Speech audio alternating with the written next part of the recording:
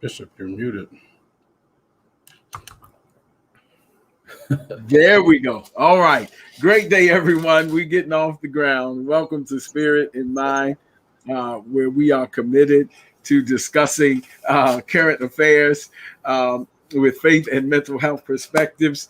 I am Bishop Guy Robinson, and Dr. Shepherd is, of course, my colleague and co-host with us today. Absent from us today is our engineer, Minister Kat Henderson, whom we already miss dearly. Uh, but we are making it work to the glory of God. Dr. Shepherd, good day. How are you? I'm all right, Bishop. How are you, sir? I'm, I'm doing all right for a de facto engineer. Yes, sir. A good day to everyone out there. And it's good to be once again on Spirit in Mind, 3 time zones behind. And just to let people know that people do watch in California. And I'm one of those persons who's in California today, but yet still here as a co-host for Spirit in Mind. So thankful for those who are already commenting and joining us. Elaine Copman, Catherine Jones, Charlotte Green, Kimberly Evans, Shirley Vaughn, Linda Farrar. So grateful that you all are out there. Please share this particular video and podcast with your neighbors, with your friends, with your networks. I tell people all the time that there's information that will be shared that could potentially change people's lives. So thank you for doing what you do. Yes, sir, Bishop.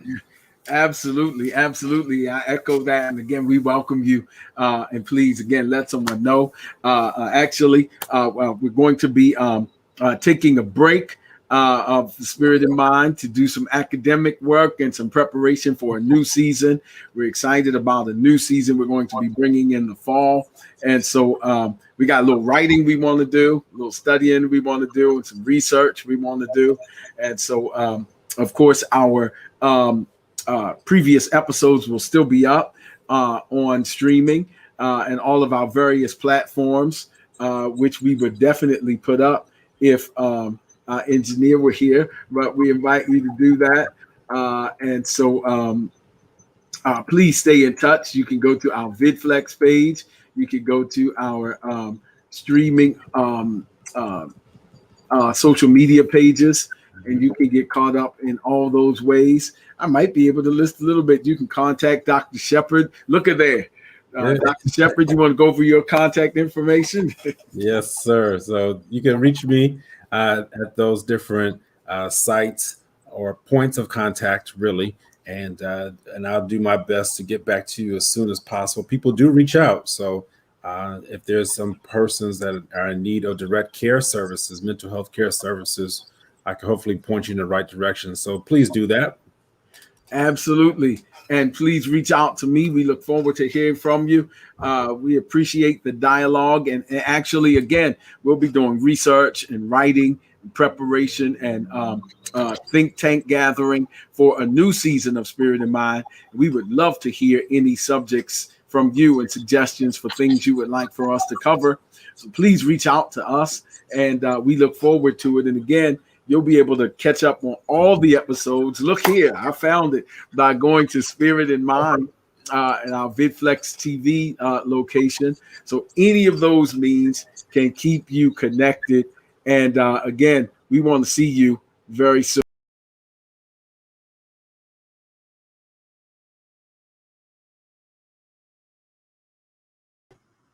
And let's stay connected.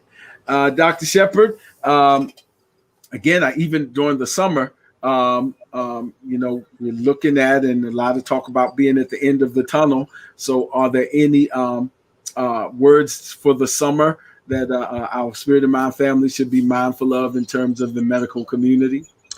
Absolutely, Bishop. Unfortunately, we're not at the end of the tunnel. Yeah. That really is the word. Truthfully, we may be in the middle of it, but we're not at the end of it, you all. I just did a show. If you go back and look at my personal Facebook page, I just did a show with another physician just yesterday on, is it okay to breathe a sigh of relief? That was the question. Is it okay for us to finally breathe a sigh of relief as we have gone through these tumultuous months of the pandemic. Unfortunately, the answer is no. It's not okay to breathe a sigh of relief just yet. There are many people out there, Bishop. Still, 50% of the population is unvaccinated. And a lot of those people look like me and you. They are Black, brown, minorities, even within the state of Maryland, even within our city of Baltimore, where we are from right now. People are not vaccinated. Right. Unfortunately, there is a variant called the Delta variant that is out there. And not just the Delta variant, it now has a new mutant called the Delta Plus variant.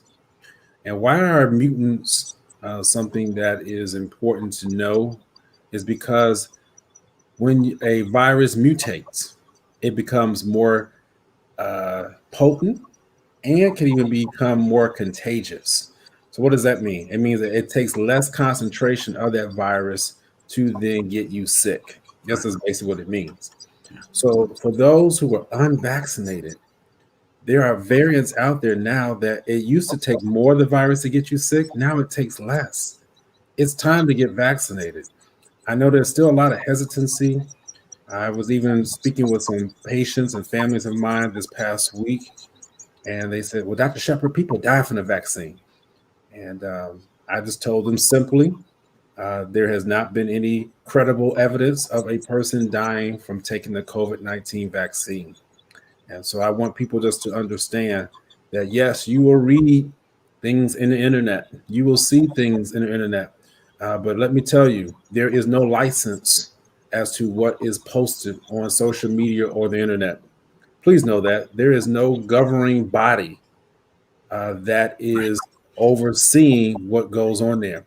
Why is that important, Dr. Shepherd? Because I, as a physician, I am governed by a governing body. I cannot make statements and think that I can get away with making false claims. Case in point, there's one of the physicians. I just learned this yesterday. You should really go back and look at that broadcast. That one of the physicians who was on President Trump's task force, COVID-19 task force, is being investigated by the Board of Physicians right now and is potentially going to have his license stripped for making false claims. Why is that important? Because we as physicians are not out here to tell you our lies. We're not out here to tell you something that you want to hear. We're here to make sure that people make informed decisions. I can't tell you what to do. You choose that. But one thing that I will do is give you an informed answer with evidence. Be careful what you read on the internet. People say a lot of stuff. There's no governing body. And so with that said, I want to make sure that you're making an informed decision. So the Delta variant is out there. You still need to be careful where you're going, where unvaccinated people are at, and you still need to be wearing your mask. Even as I travel, and this is my last point, even as I travel, I still have to wear a mask, even though I've been vaccinated since February. You still have to wear a mask on the plane. You still have to wear a mask in certain stores. And so you're good, doctor. No, you need to make sure you still wear a mask because I don't want to infect somebody else. I could carry the virus and then carry it to people who are unvaccinated and they get sick. So just some words of wisdom we need to be careful of. Yeah. Very, very, very, very on point. And that's why I phrased it that way, because that has become the unofficial, very much unofficial, as you just noted, but the common dialogue and the common metaphor with the light and the tunnel and the end. And so even you discussed it in another forum yesterday, because so many people are using that that analogy with regards to where we are, and it's influencing. And so I hear you reiterating, along with many others, the importance of becoming or getting vaccinated, and some of that news and conspiracy theories and concerns are still very much out there. My church was actually very much involved in a vaccination site, and so just doing our regular work in the community, just grassroots efforts and conversations, getting persons involved or vaccinated. The kinds of dialogue that we had and pushback was really significant. And so even our Spirit in Mind family, we might want to take a minute to address a very important question. What is the point of the vaccine? Dr. Shepard? Well, absolutely. Vaccine. There's a very significant point. So thank you, Miss Julia Thuston. She's in Kansas, Bishop, just so you know. So we got people, again, all over the nation watching. The point of vaccine is so that you don't die from the virus, period. The point of vaccine is for us to mitigate the number of hospitalizations and the deaths that occur with this virus. This virus is deadly. Is 10 times deadlier than the flu. And that's why we have over 600,000 people who have died. And that's just what's been accounted for. Let me tell you, there are a number of deaths that have been unidentifiable that were probably caused by the coronavirus. So even when they give the number out of 600,000+ people, that number is not accurate. There are going to be more to add on to that. So the point of the vaccine is clear. It is to prevent hospitalizations and to prevent deaths. Just like the flu vaccine. The flu vaccine does not necessarily prevent you from getting the flu. It is to prevent the side effects and the things that occur with the flu. Let me say this real interesting enough, Bishop. So I hear some people out there say, well, the health providers, the doctors, they're not getting the vaccine, so I don't need to get it. Let me tell you something, okay? There's never been 100% of the physicians and employers who work in a hospital who get the vaccine, okay? And there never will be. I'm just going to tell you. That's been an ongoing. It's an old debate, so we might as well kill it now. It's nothing new, all right? You're not telling us anything that we didn't know. But let me tell you, if you plan to work in a hospital, and I've worked in hospitals, you will get the vaccine. Otherwise, you will not work in that hospital. It's clear as day. And they have that right and they have that ability to do that. Why? Because when you go to a hospital, there are germs, there are infections, there are things that live there that don't live anywhere else because of the infectious diseases that occur when people are coming in. When you come to the hospital, there's sick people there. So you need to make sure that you yourself are kept together. I struggle with those people who down in Texas decided not to get vaccinated. There's 100 and some people who now don't have a job because they refuse to get vaccinated. I struggle with, what their reasoning was. And again, I don't know them, so I'm sensitive to their stance. However, if I was that point person in that hospital, I would have tried to convince them, because you cannot work in a hospital and think you're okay and be exposed to all the different germs, infections, virus, bacteria that live there. We have to have a standard. And if we hold to that standard, then we just let everything go. And unfortunately, we have people, even in my own profession, who choose not to live to that standard. That's okay. We in Spirit and Mind. There's some people who choose not to live with the standard of holiness. Okay. Right. In church. All right. I'll leave that alone. But I'm just saying, just know that what you're coming up with, all these things, there's nothing new. You're not bothering me. But it still has to be a standard, and we have to make sure that standards uphold. Yeah. So, and that's why we raised it. And it's certainly not our subject, and yet it is related. This is usually our opening. But because it is such a part of the national discourse right now, and it is a matter of endurance, it appears. I was reading some research from a group of psychologists that have labeled something compassion fatigue. I'm sorry, not compassion fatigue, but vaccine fatigue, pandemic fatigue. I'm sorry, pandemic fatigue, pandemic fatigue, where people are just tired of enduring. Yeah. And so I'm just tired of the mask, tired of this. And it's showing up in our country in terms of, if you will, a national psyche, if you will, on flights. And there's been conversations, and some airlines are taking steps and concerns about what they call unruly passengers who are pushing back against mask wearing. Some have stopped offering alcoholic options because the inebriation combined with the pandemic fatigue is acting out on flights. And so it certainly is very real. You go into different stores and across county lines. There's the stigma, the social stigma that some sociologists are studying. If you wear a mask, then the people who are maskless are kind of staring you down, or you feel as if they are. And if you're not wearing a mask, the people who are masked are staring you down. So there's something going on in our national collective psyche with regards to this. And so while we didn't certainly intend to make this our subject, it is certainly subject relevant. Yes. Because it is a matter of endurance when we're using metaphors like tunnels and distance. And the question is, have we finished this race? Have we finished this journey?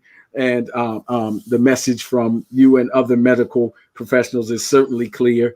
Changing that from the end of the tunnel to the middle of the tunnel is certainly an endurance metaphor. And so that's why we've stayed here for a little while longer than we usually do. But Dr. Shepherd, any things from our timeline or any other things on this as we continue before we move forward? Yeah, just real quick question. So Julia also asked, how do you carry it? Because the virus is carried through normally through your nose or on your hands.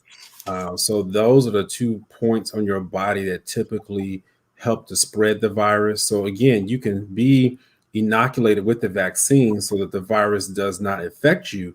But there's so many times that people carry stuff, and yet the other person who gets it worse than what you had. There's so much revelation even in that.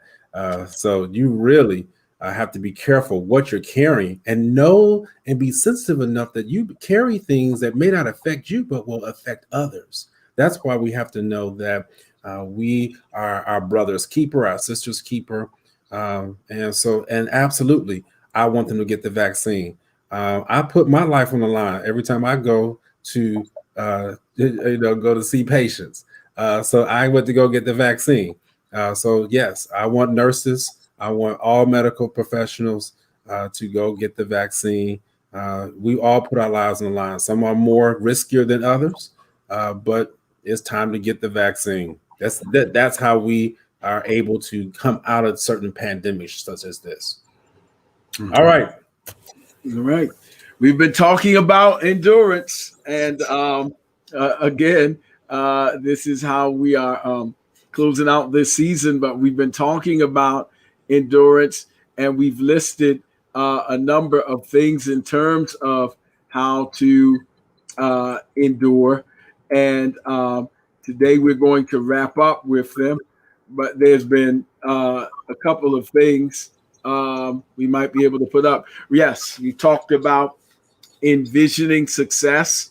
That means to endure it. You got to see it before you see it.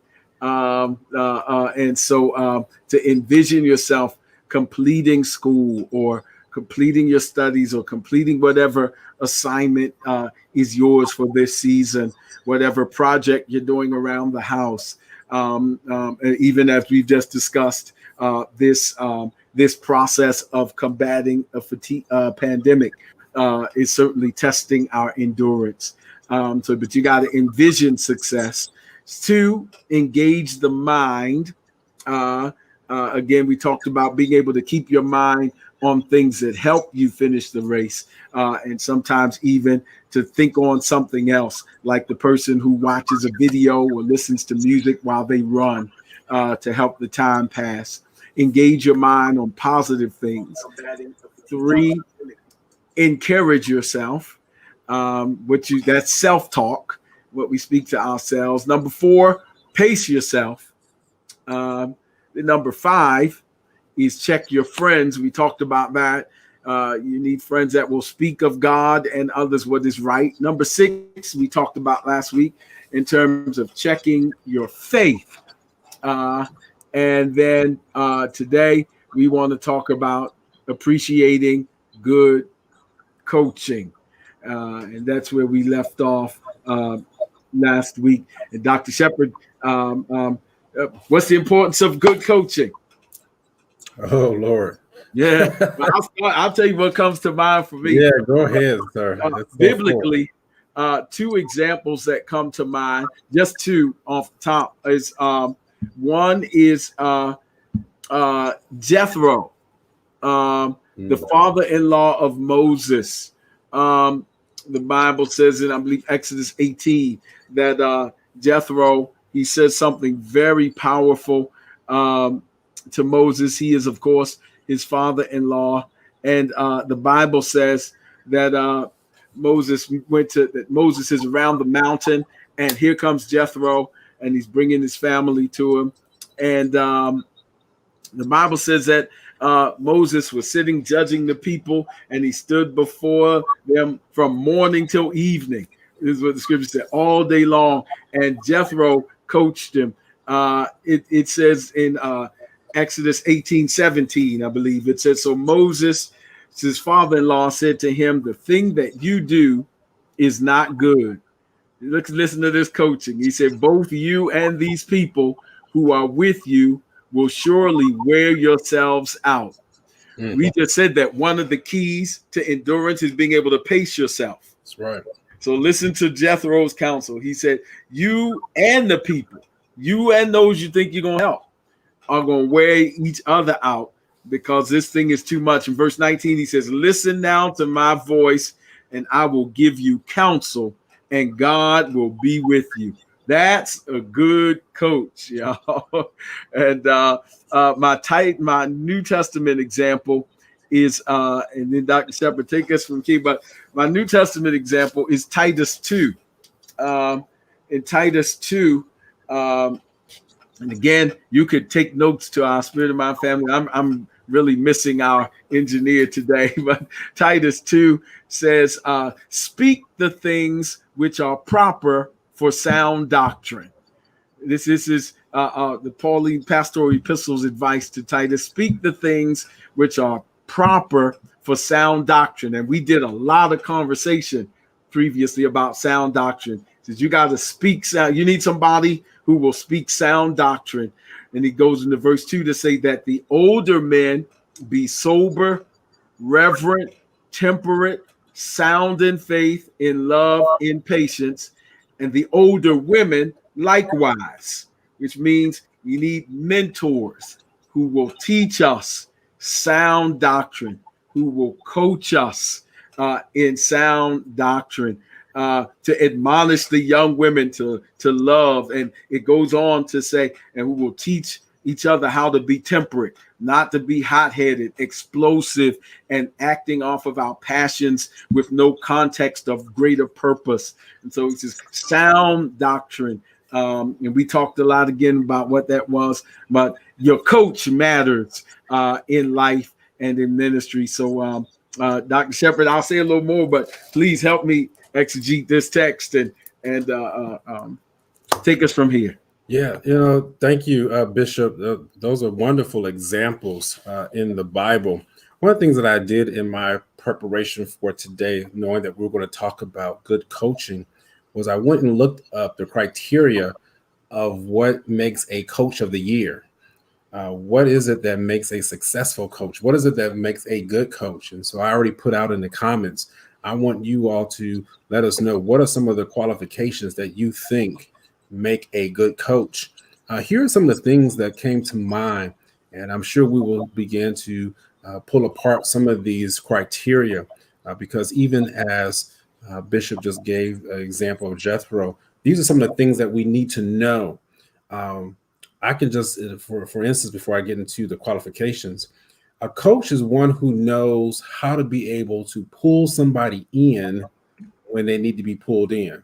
I just thought about that as you were mentioning with Jethro, telling the people that, or telling Moses in particular, that these people will wear you out. You may have all the energy, all the talent, even all the skill as a Michael Jordan, but you need a Phil Jackson to come along and to say, it's time to sit out. It's time to be able to come out of the game so you can rest. We need to have people in our lives like that, because if you don't, you'll burn out. You can't always excel at a certain pace every single day. Uh, Yeah. that's not how our bodies were made. That's not how God made us. And so I just wanted to put that out at the very beginning of what I'm going to share today.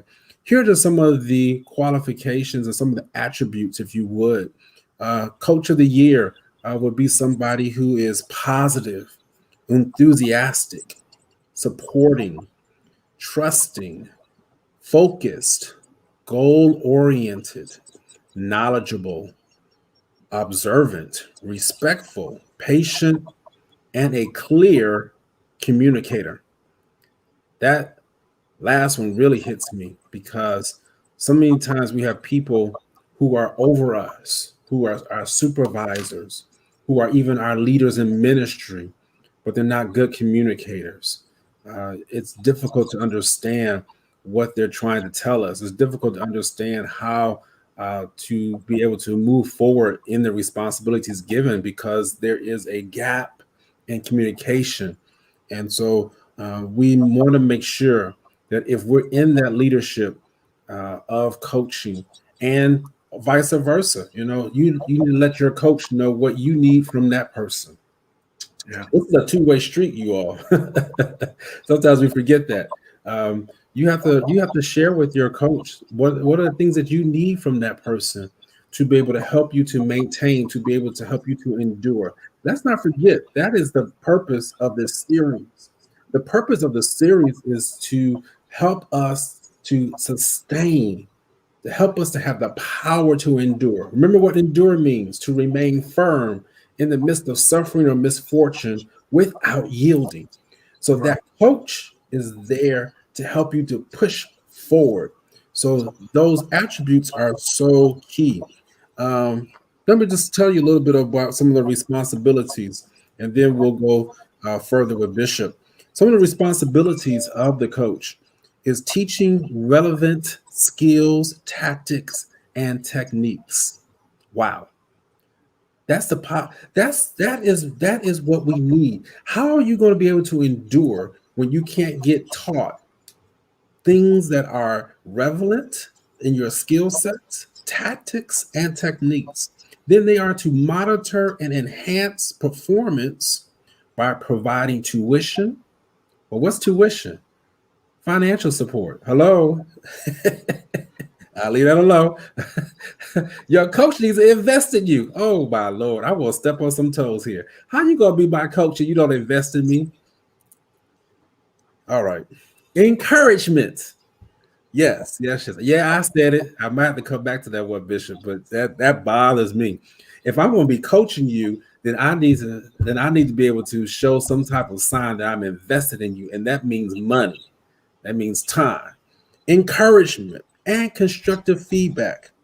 So those two responsibilities I gave. Number one, teaching relevant skills, tactics, and techniques. Number two, monitoring and enhancing performance by providing tuition, encouragement, and constructive feedback. Number three, identifying strengths and weaknesses. Number four, advising about health and lifestyle issues. So your coach is not just concerned about your performance on the field or on the floor. They're concerned about your whole man. They're concerned about your health. They notice when you're limping. Oh, no, I got to stay in the game. No, you need to go somewhere and sit down, because if we don't, you're going to have a further injury. Yeah. Ooh, Jesus. Man, I think about so many times when coaches could have pulled somebody out of a game, but they allowed somebody to continue on and didn't say anything, and then they end up with a disaster and a worse injury that could have been prevented. That's why we got to have a good coach. You can't endure some things if you don't know when to be able to come on out of something. All right, last one. Actually, I'm sorry, three more. Developing training programs. All right. Developing training programs, undertaking administrative tasks. All right. And the last one is to assist with promotion and development. Your coach should be there to help push you further, not to always, well, I'm the coach, I'm the one. Your coach should be able to say, this is my star player. This is my person who I invested in. I trust him. Again, that's an area where we have to continue to be able to really do better in, because sometimes we have people who are not secure themselves. A coach is secure. The coach knows that they can't go out and play as well as the other person, but they understand their role and they understand the other person's role and will promote and will help develop that person and push them forward. That's how we endure. Yeah, absolutely. This is good, and so having a good coach, and hopefully you'll appreciate good coaching because it's so critical to endurance. And there's a group that counsels and gives a lot of advice to colleges and systems, information systems, and those. Let's talk about different kinds of coaching. Let's talk about mentoring, let's talk about parenting, and then let's talk about pastoring as extensions of coaching. Mentoring stages. I tried to get this up and made a mistake a little while ago, but experts say that there are 4 stages, or that mentoring can be thought of in 4 stages: preparation, negotiation, maturation, and termination. Those 4 areas, which pretty much all of which Dr. Shepherd just touched on. But mentoring is someone to walk us through that, or to coach us through a particular set or a course that we have to finish in what way. Preparation is that stage of developing mutual interest. That stage of do I have sincere interest in helping this person? Is this person my mentor? And are we compatible? It's almost like the intake sessions of a counseling session. Do we click? Do we have chemistry? Can we work together? That's the preparation stage. Negotiation is saying, okay, what are your expectations? Because you want a relationship to go south, let it have different expectations that are imposed upon each other without communication. Absolutely. And you have a recipe for potential confusion, because we have different expectations and we're assuming that the other is going to be that. And so that negotiation piece is so very important, to say, listen, this is what we're going to agree to do. You want me to help you as a coach with your physical fitness. You want me to help you to coach you through a particular academic course. You want me to coach you through a particular stage or phase in life. Then this is what this entails. And then maturation is the process of having, if you have a mentor, there are measurable goals that should be met over time with regular feedback, to say, hey, by this time you should be doing a 10-minute mile. I'm your running coach. Are you there or are you not? If you're not, this is what we need to do better. This is what is working well.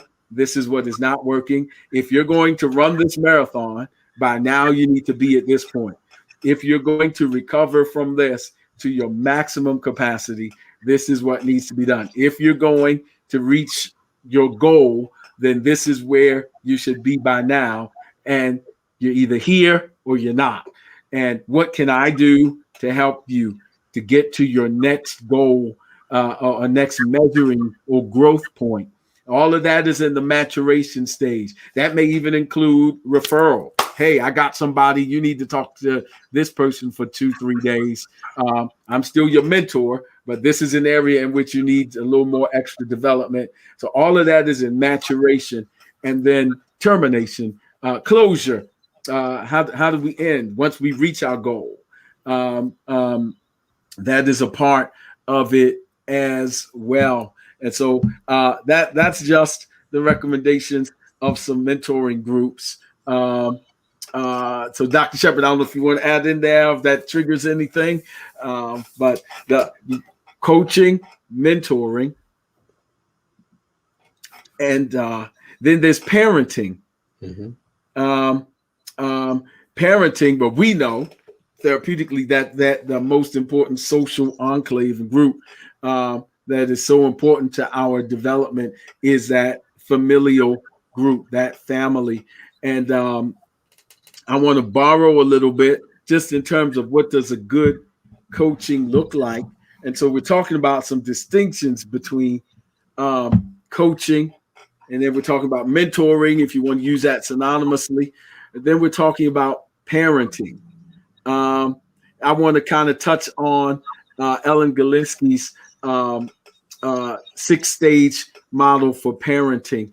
And so there's first the image making stage. That's where before we have a child, our image of what parenting will look like. And that's so very important. I might even say pastorally, because the language of faith is familial. And we use the language of calling each other sons and daughters, or we say we want sons and daughters. We have an image, an imago of what that looks like. And so it's so important to have these conversations so that we don't have projections that are either unrealistic or the other party is incapable of meeting.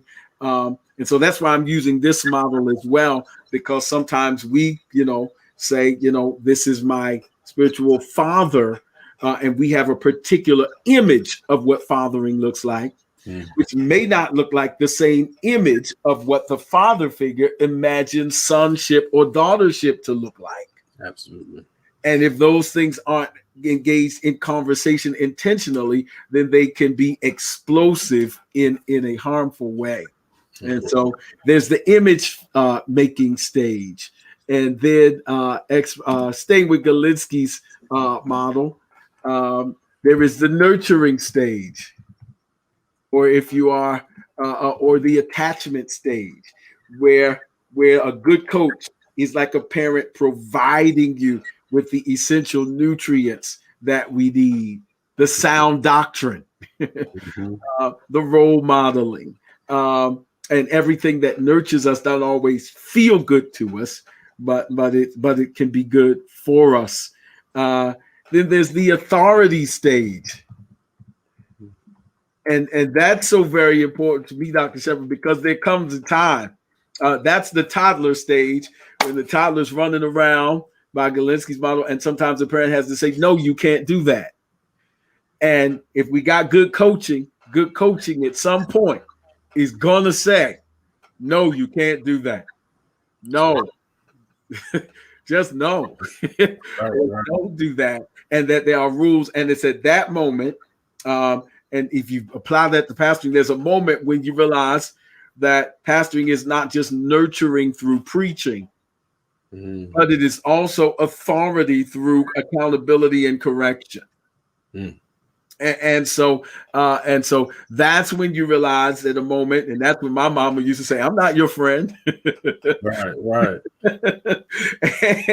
and I'm nurturing you, but I'm not your friend. Right. That's when those lines of authority become very clear.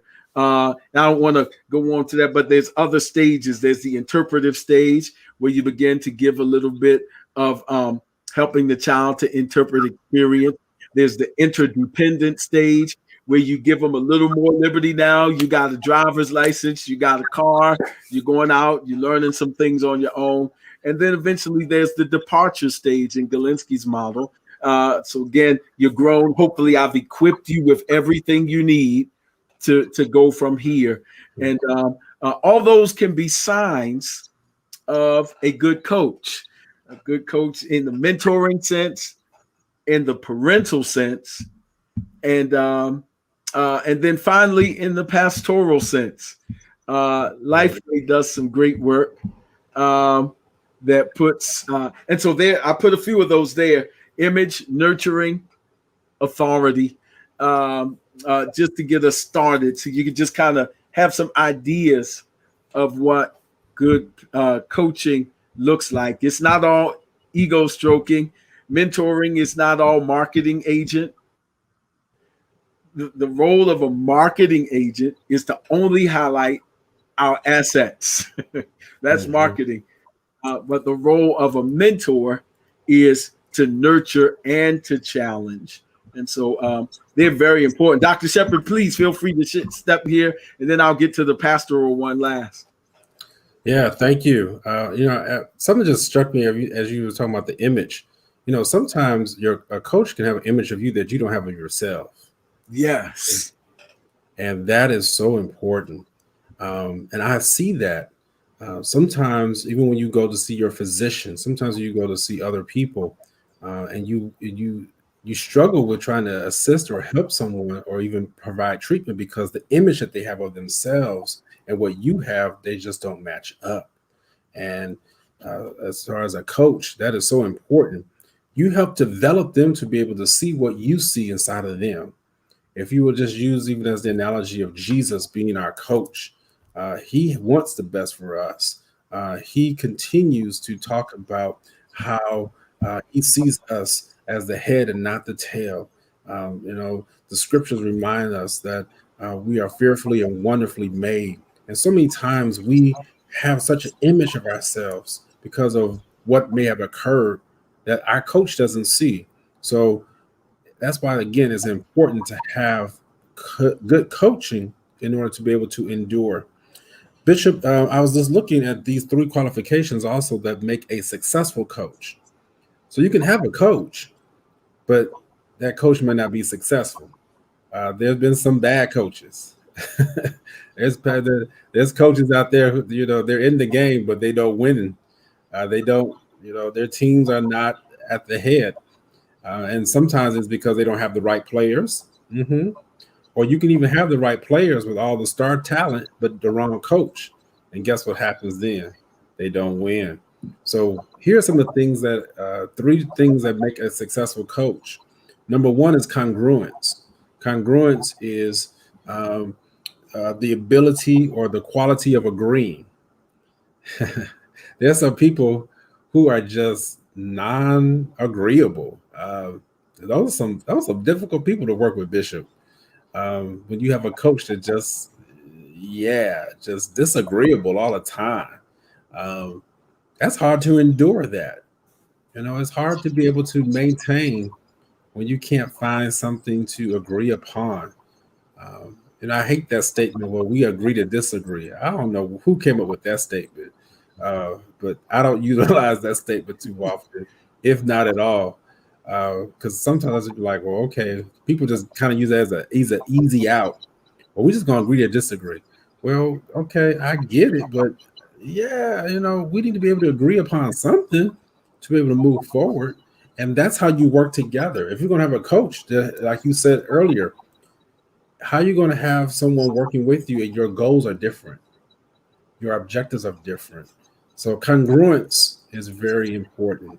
Number 2, an unconditional positive regard for the coachee. Wow. Unconditional positive regard for the coachee. What does that mean? You must mean that, all right, I was looking at some of our comments. I was just see what people are saying. It must mean that you have to say something positive to the person regardless of how bad they may have performed. You still find something good. It's unconditional. That's what parenting is about.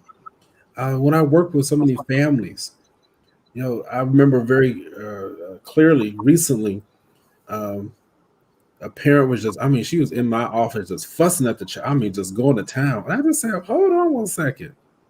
Let's look at your child. Like, the child is trying her best. She's actually doing better in school. The parents like, well, I know that, but she still ain't got her, just with all that. I said, hold up.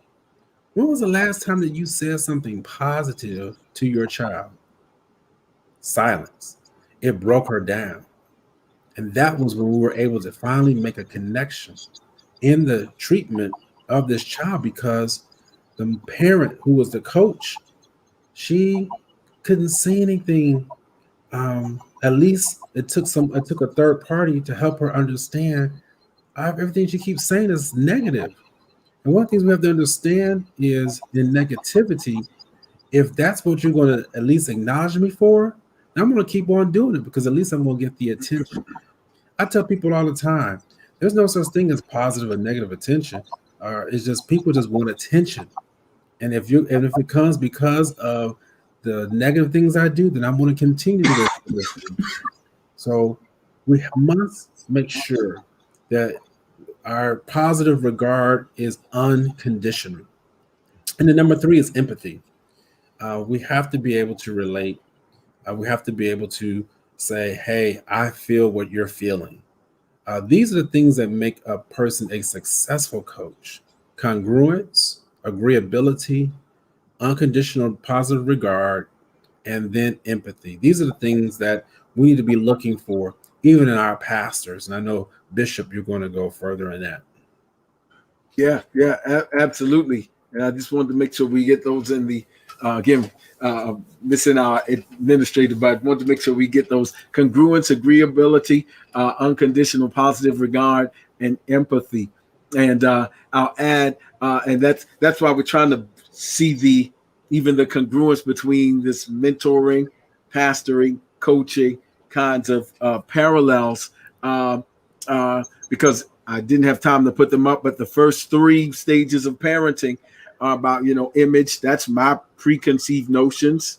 And that's why we have to talk about those. And then there is this balance of nurturing, which means affirming. And as one of our family members put in the chat line, celebrating small wins and empowering confidence. And at the same time, being figures of authority that draw lines and challenge and accountability. But the last 3 stages of parenting move towards empowering a person towards independence.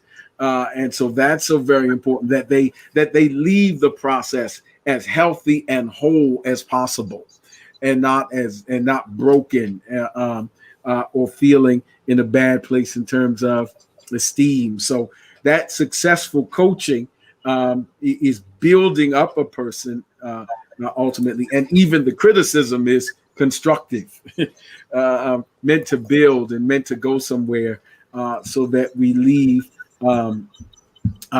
with healthy, secure attachments, if you will. And so those things are just so very important. And in many ways, these are some of the aspects of experiencing working as a pastor, even because some of these things, pastoring is a sort of unique combination of all of these things. It has parental moments, and particularly when you read Pauline epistles, Paul is very parental in some of his language in scripture. And so even the revelation of God as Father and Son. And so there's some very strong familial language in our faith. So certainly pastoring has some elements of that, certainly has elements of coaching, certainly has elements of mentoring. And so pastoring, Lifeway Research says that stages of pastoring are the honeymoon stage. Oh, Lord. That's when both pastor and parishioner have a blank slate, and they enter into the relationship hoping and believing the best about each other.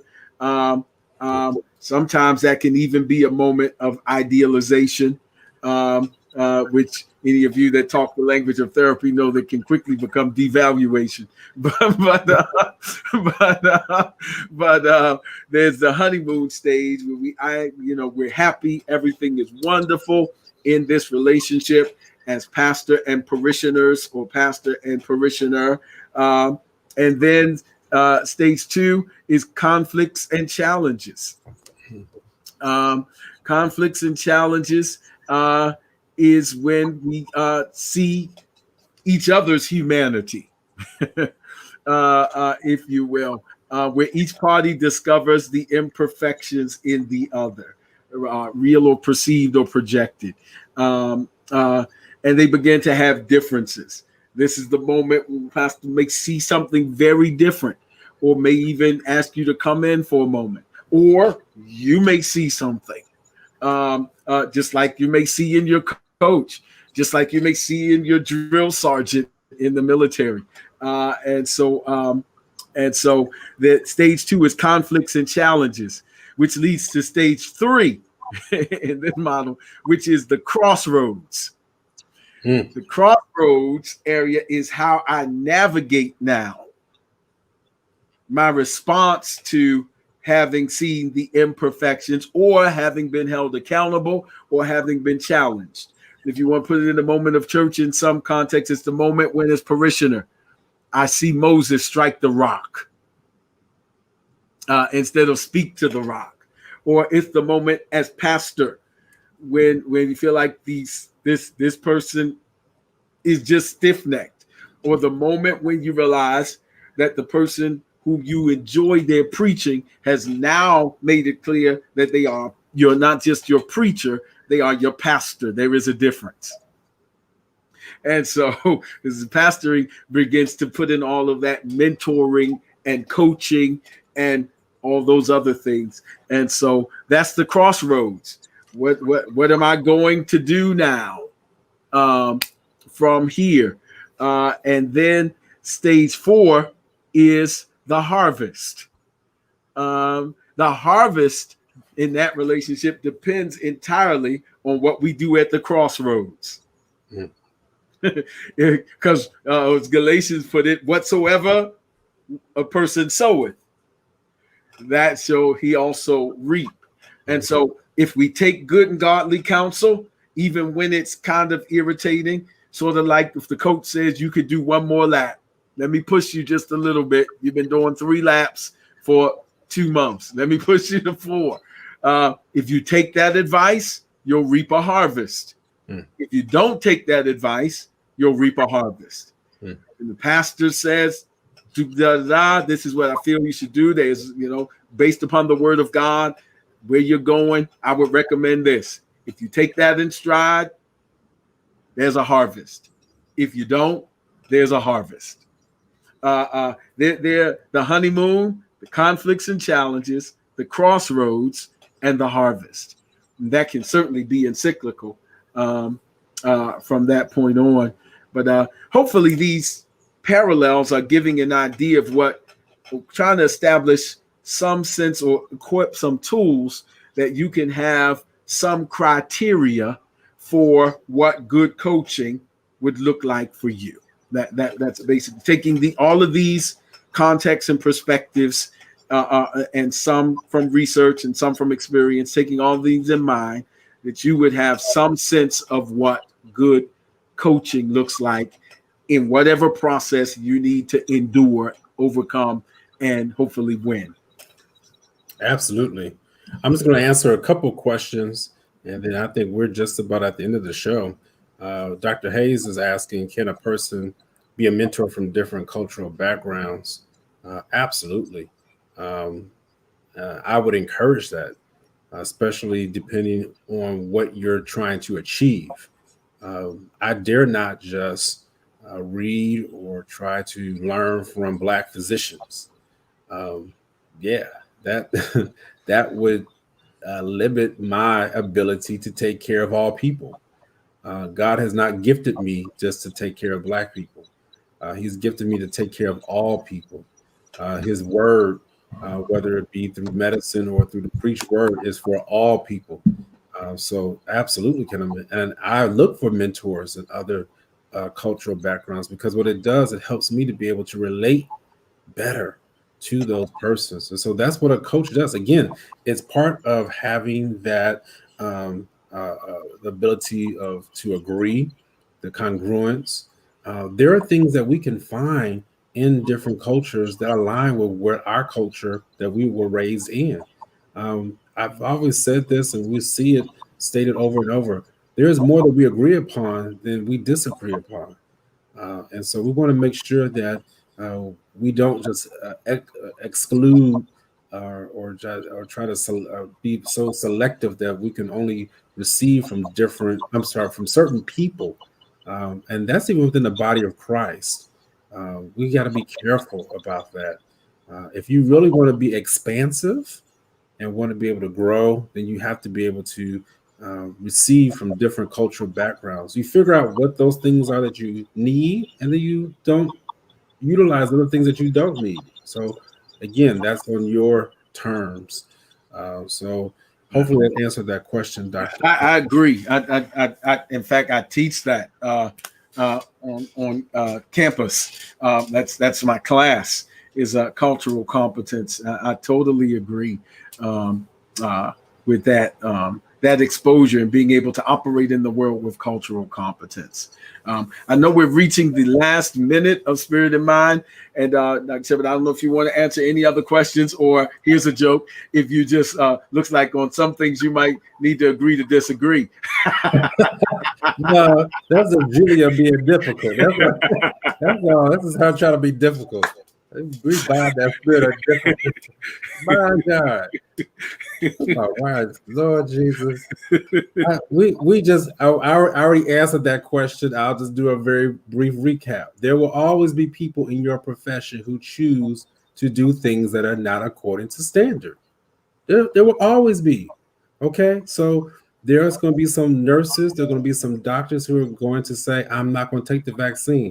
Again, that is their prerogative. However, they cannot deter or even dilute the standard that is set.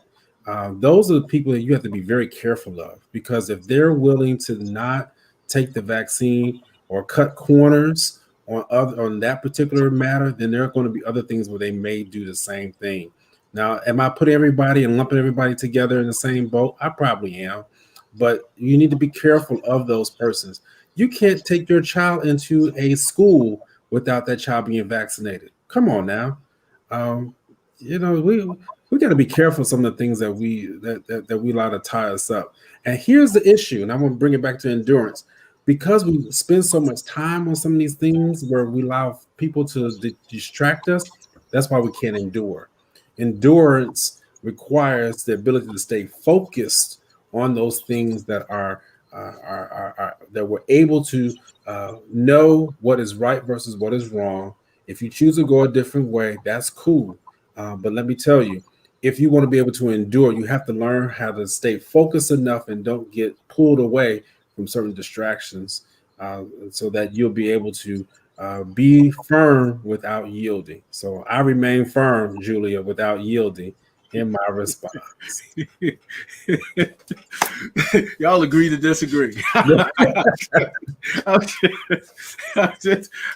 Thank you. Listen, Spirit in Mind, we hope that this has been a blessing to you, that it has on some level equipped you with tools. That's all we want to do, is put, by the grace of God, more tools in your toolkit that will enable you to have life, and life more abundantly, spirit, soul, and body.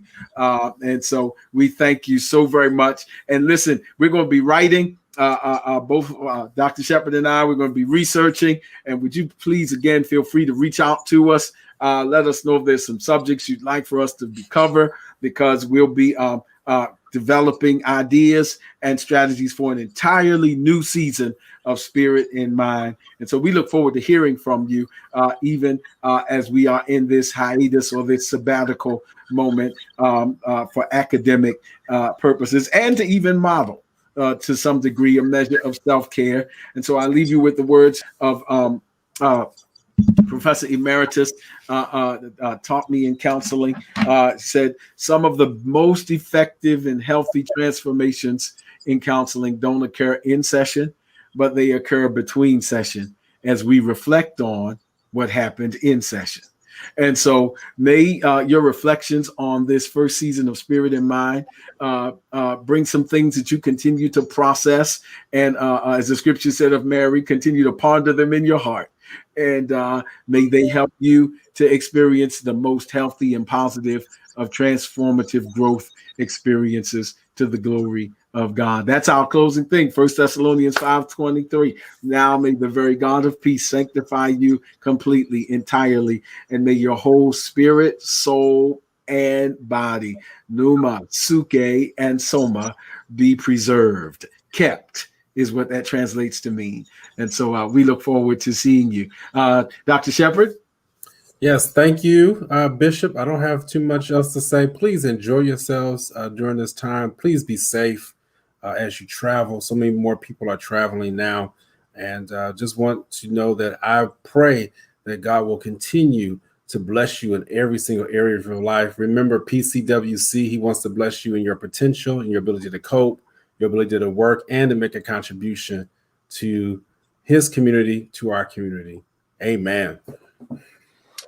Thank you. Please continue to keep us in prayer. We look forward to seeing you in the next season of Spirit in Mind.